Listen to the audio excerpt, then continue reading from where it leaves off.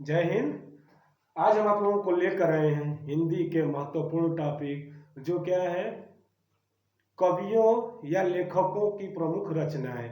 अगर हम इसको सही ढंग से याद कर लें तो यूपी बोर्ड में क्या होगा, हम इससे जो है जो बहुविकल्पीय प्रश्न आते हैं हम उसका आंसर आसानी से दे सकते हैं। अर्थात यहाँ पर जो है महादेवी वर्मा की प्रमुख रचनाएं, महादेवी वर्मा की जो प्रमुख रचनाएं हैं क्लास 10th और 12th दोनों के लिए क्या है, इम्पोर्टेंट है।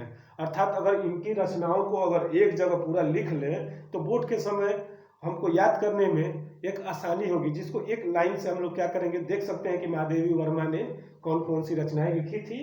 तो उसका हम अगर बोर्ड एग्जाम में अगर जाएंगे तो वहां पर इसका आंसर जो है आसानी से दे सकते हैं। तो आइए देखते हैं इनको।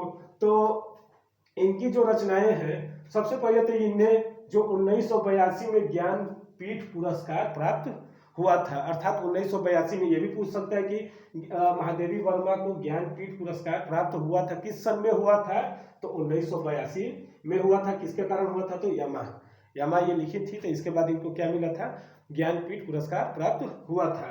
तो इनकी जो रचनाएं हैं जो है वो कौन से हैं, यामा को क्या करिएगा आप लोग इंपॉर्टेंट कर लीजिएगा। यामा इनकी प्रमुख रचनाओं में से एक है। इसके बाद आता है अतीत के जल चित्र, ये भी क्या है, इंपॉर्टेंट है। पूछ सकता है बोर्ड में कि अतीत के जल चित्र के लेखक हैं यानी रचनाएं हैं, किनकी रचनाएं हैं, तो महादेवी वर्मा की।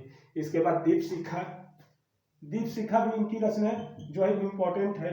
निर्जा, निहार दोनों क्या है, इम्पोर्टेंट है।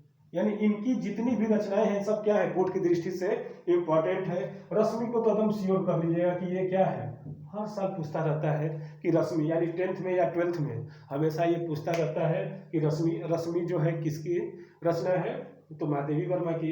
इसके बाद आता है सांध्य गीत को भी क्या करिएगा, इम्पोर्टेंट। इसके बाद गिलू भी क्या है, ये वेरी वेरी इंपॉर्टेंट है, गिलू।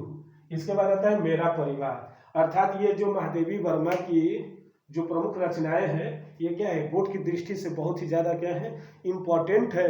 तो इसको कॉपी और कलम लेकर एक जगह इनका क्या करिएगा, आप लोग लिख लीजिएगा।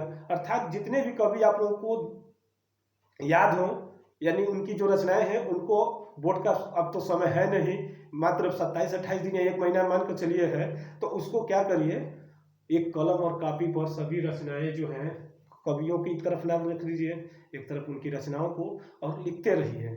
जिससे क्या होगा, आपके माइंड में पूरी तरह से क्या हो जाएगा, ये सेटअप हो जाएगा। इसी तरह हम क्या करेंगे, हम सभी कवियों और लेखक के जो हैं प्रमुख रचनाएं लेकर आते रहेंगे। तब तक के लिए धन्यवाद।